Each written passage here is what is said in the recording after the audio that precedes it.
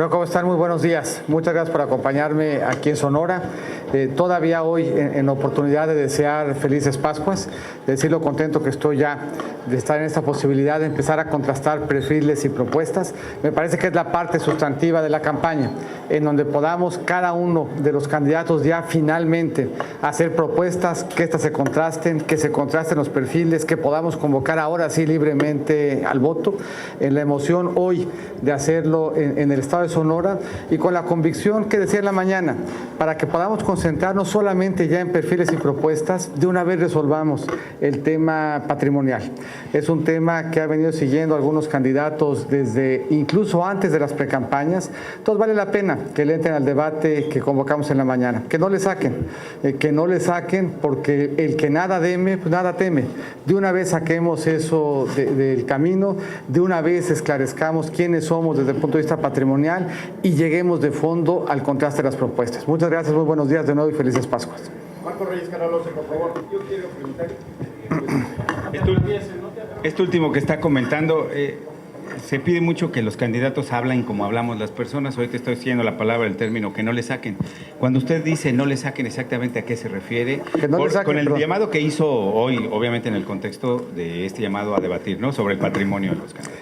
Que no le saquen a explicar su patrimonio, que no le saquen a revisar sus definiciones personales, que no le saquen a que todos sepamos finalmente ya de qué ha vivido Andrés Manuel, cuál fue el alcance de las decisiones inmobiliarias de Ricardo. Son dos temas que llevan ya meses y vale la pena que de una vez por todas sepamos quiénes somos en materia de congruencia, quiénes somos en materia patrimonial, qué hemos hecho, cómo se explica, cómo se integra, cómo hemos vivido. Y yo estoy cierto de que al tiempo de hacerlo podremos empezar a contestar finalmente propuestas, pero podremos hacerlo sabiendo el ciudadano y sabiendo el elector quiénes somos en materia de congruencia y de honestidad. Y yo estoy cierto que cuando nos contrastemos, cuando dejen de sacarle, quedará claro que en ese tenor, en esa alternativa y en materia de honorabilidad, el único que siempre ha vivido dentro de sus ingresos soy yo. Tadeo López, Diario de Sonora, por favor. A la derecha. Gracias, buenas tardes. Tadeo. Para preguntarle, arranca en tercer lugar de acuerdo a las últimas encuestas, ¿cómo va a ser eso para revertir ese aspecto? Y lo otro, lo que mencionaba aquí por Sonora, el aspecto de los carros chuecos, ¿cuándo ya comenzará esta regularización? Gracias. Mira, primero depende cuál la encuesta. Pues la verdad es que si vieron las 5 últimas que salieron, pues la encuesta del Financiero, la encuesta de SDP, la encuesta del Heraldo y varias otras que han trascendido, lo que me ubican es en segundo lugar, en posición además de ser el que más ha crecido en esta contienda. Y yo estoy cierto de que la campaña me permitirá no solamente remontar, sino triunfar. Estoy muy confiado en las propuestas, estoy muy confiado en el perfil y estoy muy confiado en que los ejes que le hemos planteado al electorado son ejes que hacen sentido, hablan de los temas que nos quieren escuchar, hablan de mujeres, de jóvenes, de educación, de salud, de seguridad, de corrupción, hablan de medio ambiente y todo ello nos permitirá posicionarnos como la alternativa en materia de darle rumbo al país más creíble y más certera. Y yo creo que cuando enfrentamos desde el gobierno un problema como el que hoy se enfrenta en Sonora, en el de los autos chocolate, tenemos también que ser creativos en proponer soluciones. Aquí lo que hemos planteado y en lo que nos hemos pronunciado es que vale la pena hacer un esfuerzo de regularizar con inteligencia, con cuidado, respetando seguridad, respetando medio ambiente y privilegiando la certeza en las familias. Mariana García, El Universal, por favor. Mariana. Buenas tardes. Son 3 preguntas concretas, doctor. ¿Me permite ir una por una? Sí, me parece siempre mejor. El llamado que hace usted al debate, es decir, si ellos no explican de qué han vivido el tema patrimonial y de los recursos, no se puede seguir avanzando en este debate de ideas al que usted llama, y Andrés Manuel pues ya rechazó el debate, incluso llama a la serenidad y a que tomen la amlodipina para que estén más serenos. Fíjate, yo creo que vale la pena, desde el punto de vista de la elección, hablar de un tema que es muy serio. Y el tema que a mi juicio es muy serio es quiénes somos, de qué hemos vivido. Hoy México está harto de la corrupción y sin embargo tenemos un candidato que se pretende esconder atrás de la amlodipina porque seguramente por su abuso no recuerda ya hoy de qué ha vivido los últimos 15 años. Y la verdad es que los mexicanos sí queremos saber y sí tenemos derecho a que se nos diga de qué vive él, de qué vive su familia, estas inconsistencias que se han detectado en su 3 de 3, las inconsistencias que son evidentes entre las declaraciones fiscales y la declaración patrimonial, la inconsistencia evidente en la declaración patrimonial y en la manifestación externa de riqueza, la inconsistencia evidente entre el dicho y lo que los registros públicos de la propiedad señalan. Y en el otro caso, es un funcionario público que evidentemente ha venido haciendo negocios desde sus posiciones de gobierno, que tiene una inmobiliaria disfrazada atrás de una sociedad civil, que tiene una planta industrial que se lo vende una facturera. Sí son temas importantes. Sí, en una sociedad que lo que espera es decencia de sus servidores públicos, lo que deberá de esperar es decencia también de sus candidatos. Y no hay nada que mejor mande esa señal de decencia que no sacarle, esclarecer de una vez por todas de qué han vivido, qué tienen, qué decisiones han tomado. En el caso mío, 20 años de una trayectoria limpia, sin escándalos y con la tranquilidad de conciencia de ver al ciudadano y de ver a mis hijos a los ojos, sabiendo que saben ellos de qué he vivido y qué es lo que he hecho. Doctora, en el tema de seguridad, no avanzan casi 200.000 homicidios dolosos que se han registrado según cifras oficiales. A su considerar, doctor, ¿cuál ha sido o qué ha sido lo que ha fallado en esto? Más allá de la propuesta que usted ya ha hecho, ¿dónde cree usted que está el fallo? Mira, yo creo que en el corazón de lo que no hemos sabido resolver bien está la impunidad. En materia tanto de corrupción como de seguridad, la raíz común es la impunidad. Pero para cambiar el entorno en materia de impunidad, tenemos que darle mejores elementos y mejores instrumentos al Estado. Y el Estado no ha contado con ellos. Y por eso las propuestas que hemos hecho, una muy importante es hagamos de la prevención una estrategia integral. Cada vez que desde el gobierno toquemos la vida de un ciudadano, pensamos cómo ese contacto puede ayudar a reconstruir el tejido social. Segundo, no tenemos una buena política de armas. Y lo que hemos visto en los estudios que hemos presentado es que entre 500 y 1.5 millones de armas están en manos de la delincuencia organizada. El instrumento que nos hemos dado para quitarles el dinero, que es la ley de extinción de dominios, no se ha usado en 10 años. Eso quiere decir que esa ley está mal diseñada. Cambiémosla para darle al Estado la posibilidad de quitarle a la delincuencia organizada el recurso. Un tema en donde no hemos avanzado y que es bien importante. Seguimos viviendo en una época en donde el fuero común y el fuero federal ya no son la mejor manera de definir la criminalidad. Tenemos que evolucionar a que el mismo crimen tenga el mismo castigo. Si hablamos el mismo lenguaje en materia delincuencial, le vamos a dar al ciudadano una mejor respuesta. Mejor prevención, mejores y más policías, quitarles armas, evitar que les llegue el dinero y hablar el mismo lenguaje para que podamos coordinarnos. Todos son elementos que hemos visto funcionar en el resto del mundo, son elementos con los que no hemos contado y que nos van a ayudar a hacer una diferencia en materia de seguridad. La última, por favor, doctor. Las propuestas que hemos escuchado entre ayer y hoy son muy dirigidas al sector, permítame ponerlo, a la clase baja, al sector popular. ¿Cuál es la propuesta para la clase media o en dónde encaja? Mira, yo te diría que no. La propuesta de hacer del Estado de Derecho un Estado en el que vivamos todos, un Estado en donde se nos aseguren los derechos, son preocupaciones que son transversales. El reto de seguridad es un tema que nos preocupa a todos. El reto de corrupción es un tema que nos preocupa a todos.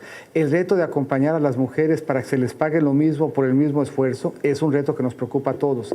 La importancia de tener una buena salud pública es un elemento que es central en la vida de todos los mexicanos, que tengamos abastos para las medicinas, que las clínicas estén equipadas, que tengamos accesibilidad a créditos para jóvenes, escuelas de tiempo completo, guarderías, que se amplíe el horario para que sea nocturno.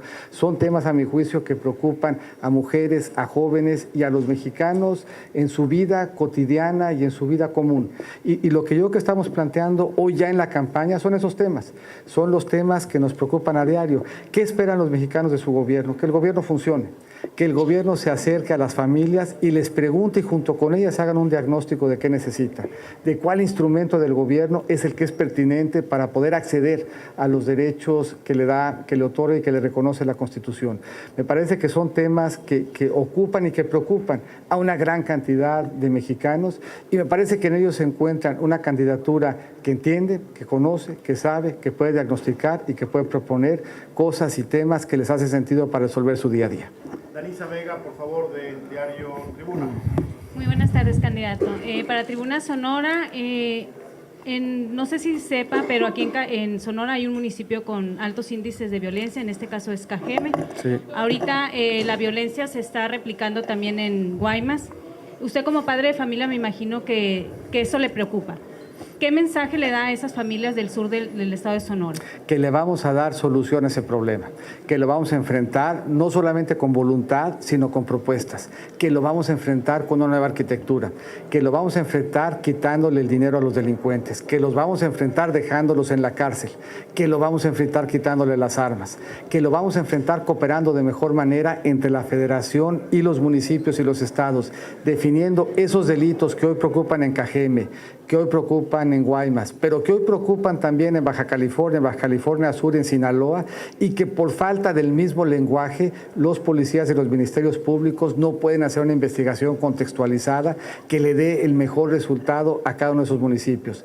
Si logramos mejor prevención, si logramos un mejor lenguaje para coordinarnos, vamos a darle a Guaymas, a Cajeme y al país un mejor resultado. Y vamos a poder que los padres de familia estemos tranquilos de que nuestros hijos disfruten a plenitud su edad y su México, sabiendo que nosotros estamos haciendo lo que nos corresponde. Compañeros, muchas gracias, colegas, buenas tardes. Muchas gracias. Gracias. Muchas gracias. Perdón. Yo acá no le saco a una pregunta adicional. De la regularización de los vehículos, entonces, ¿sí o no? Es decir, Sí, yo creo que sí hay que regularizarlos, sí hay que reconocer que su presencia está aquí, sí hay que reconocer que son parte de un fenómeno delincuencial que tenemos que controlar, sí hay que reconocer que le falta certeza a las familias, pero al tiempo de hacer todo eso hay que reconocer que la regularización tiene que hacerse respetando medio ambiente, respetando seguridad y respetando también y cuidando que no se generen ni malos incentivos y que no implique eso un borrón y cuenta nueva.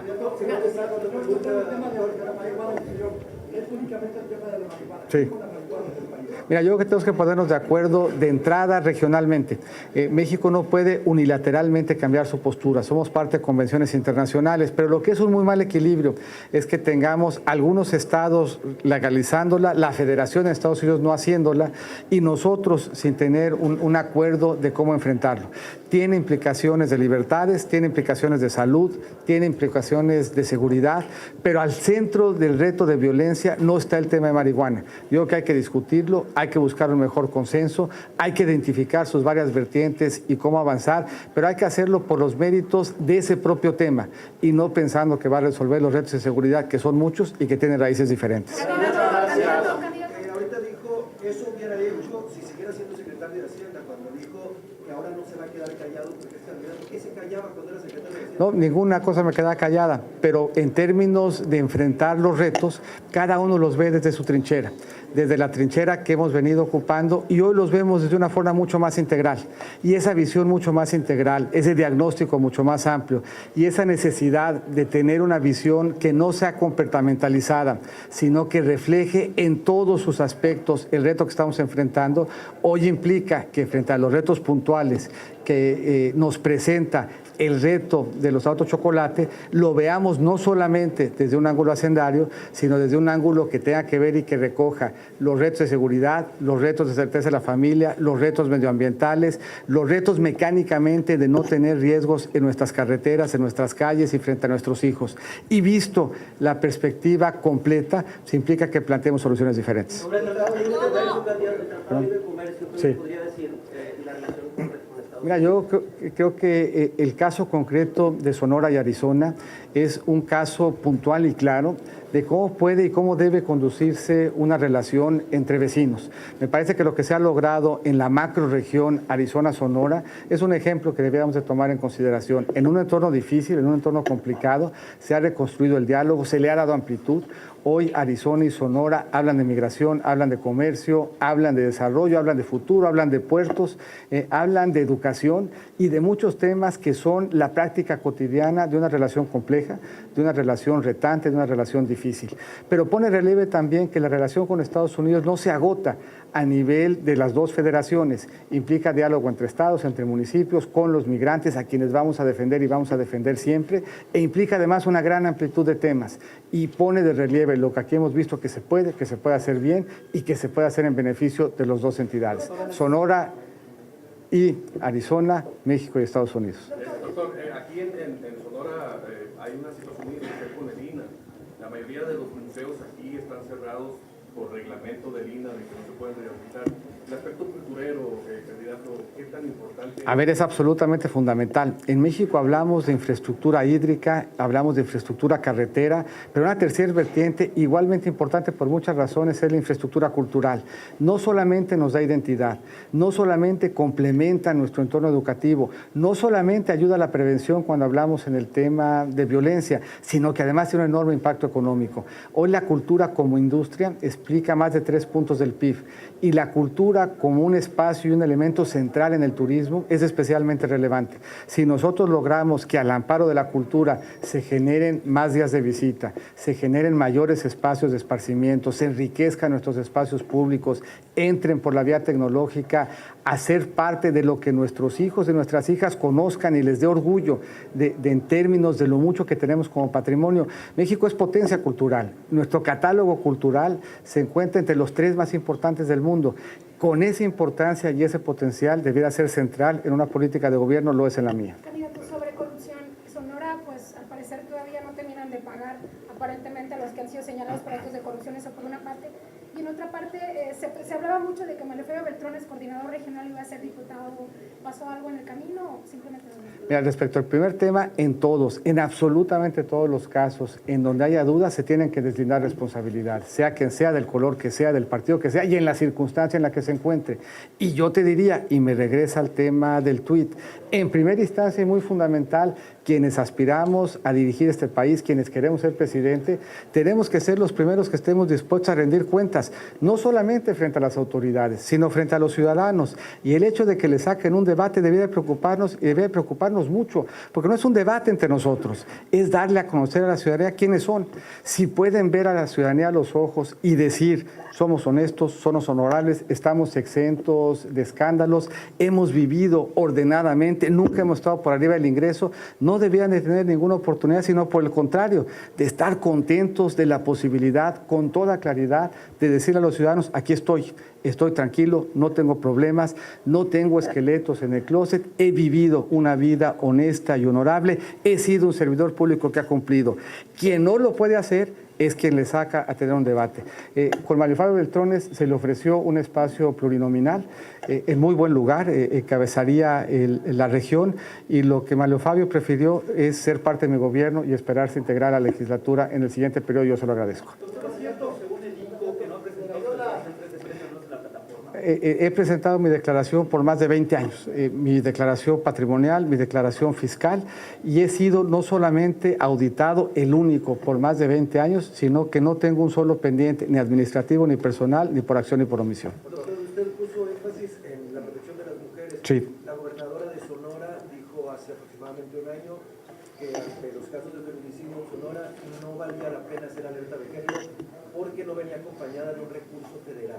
¿Qué opina de eso? Yo creo que el tema de alerta de género está normado y es un tema en donde hoy, hace algunos años, en 2 estados y hoy en 9, hay un tema de alerta de género. A mí me parece que la gobernadora es ejemplo no solamente en política, es ejemplo de una buena conducción, es ejemplo de una conducción honorable, y hay un elemento adicional. Yo tiendo a ser ordenado y cumplido en mis compromisos.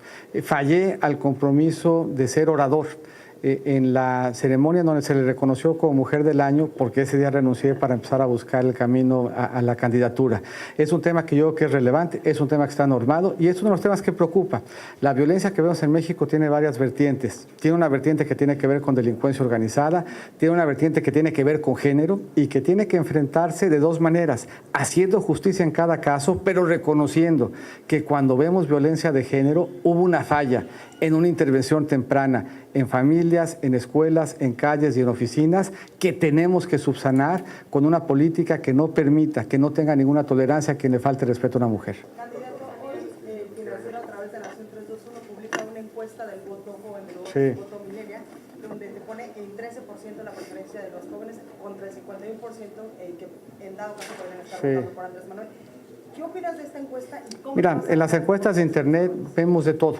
En las encuestas de Internet, por cierto, son en las que punteo yo con más frecuencia. Entonces yo creo que en las encuestas de Internet encontramos de todo, según se ve, encontramos para todos los gustos y la forma de ganarse la confianza de los jóvenes, yo diría, tiene 3 elementos. La preparación, una propuesta que les haga sentido y a mi juicio una propuesta que pone al centro el que los jóvenes tengan la oportunidad de trabajar, de estudiar o de emprender. Es una propuesta que a los jóvenes les plantea un sentido de pertenencia y la posibilidad de transformar este país y este estado para que en él vivamos mejor y que lo hagan de la mano de quien ha trabajado con ellos y de quien tiene experiencia para acompañarlos en este proceso. Sin duda para los jóvenes y para mí va a ser una gran oportunidad y ya me regañaron porque ya me tengo que ir a comer, pero muchas gracias. Con permiso.